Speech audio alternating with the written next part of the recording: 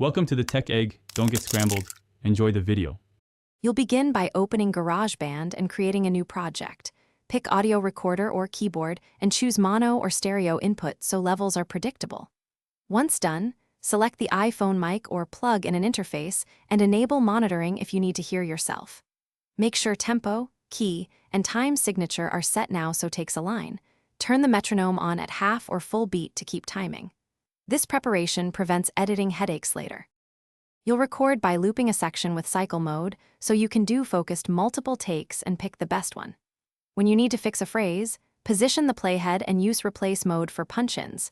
This keeps earlier parts intact while overriding only the targeted section. Once you have takes, overdub additional tracks and use track controls to set input gain, pan, and add lightweight effects such as compression.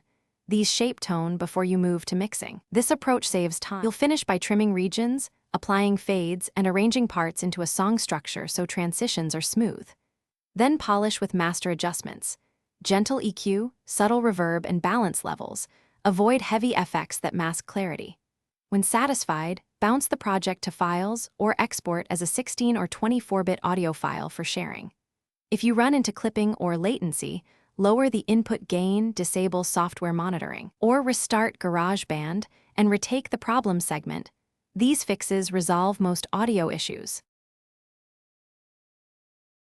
Thanks for watching. Consider subscribing if I helped unscramble your problems.